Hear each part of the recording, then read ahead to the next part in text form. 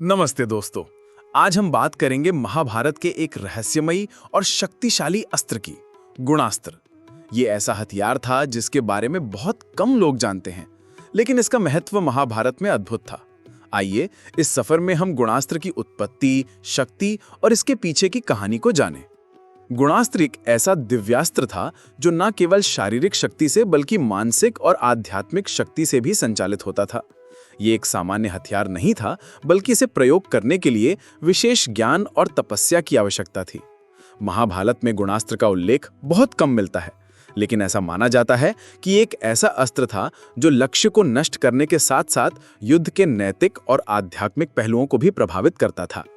इसे केवल वही योद्धा प्रयोग कर सकते थे जो धर्म, सत्य और तप के मार्ग पर चलते थे। गुणास्त्र की उत्पत्ति के बारे में कई कथाएं हैं। कुछ विद्वानों का मानना है कि यह भगवान शिव द्वारा निर्मित एक विशेष अस्त्र था जो उन्होंने अपने भक्तों को प्रदान किया। दूसरों का कहना है कि यह तपस्वियों और ऋषियों द्वारा सृजित एक आध्यात्मिक हथियार था। गुणास्त्र का नाम गुण से आया है, जो सत्य, रज और तम तीनों गुणों को संतुलित करने की शक्ति रखता था। यह न केवल शत्रु को परास्त करता था, बल्कि योद्धा के भीतर के दोषों को भी शुद्ध करता था। आइए एक काल्पनिक दृश्य की कल्पना करें जहां अर्जुन गुणास्त्र का उपयोग करते हैं। अर्जुन ने अपने धनुष को उठाया और गुणास्त्र का आह्वान किया। जैसे ही उन्होंने मंत्र पढ़ा, आसमान में बिजली चमकी और एक तेजस्वी प्रकाश शत्रु सेना की ओर बढ़ा। यह प्रकाश न केवल शारीरिक रूप से शत्रुओं को नष्ट कर रहा था, बल्कि उनके मन में भय और आत्मसंशय भी उत्पन्न कर रहा था। आप सोच रहे होंगे कि गुणास्त्र जैसा प्राचीन हथियार आज के समय में क्या महत्व रखता है। गुणास्त्र हमें सिखाता है कि असली शक्ति बाहरी हथियारों में नहीं, बल्कि हमारे भीतर के गुणों, सत्य, धैर्य और आत्मनियंत्रण में है।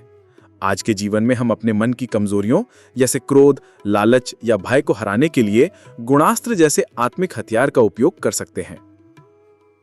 तो दोस्तों, गुणास्त्र केवल एक हथियार नहीं, बल्कि एक जीवन दर्शन है। यह हमें सिखाता है कि धर्म और सत्य के मार्ग पर चलकर हम हर मुश्किल को पार कर सकते हैं। महाभारत के इस रहस्यमयी अस्त्र से हमें प्रेरणा लेनी चाहिए कि हम अपने जीवन में सही गुणों को अपनाएं और अधर्म का सामना करें। अगर आपको यह वीडियो पसंद आया तो इसे लाइक करें, शेयर करें और हमारे चैनल को सब्सक्राइब करें। महाभारत के और ऐसे ही रोचक प्रसंगों के लिए कमेंट में बताएं कि आप अगला वीडियो किस विषय पर चाहते हैं।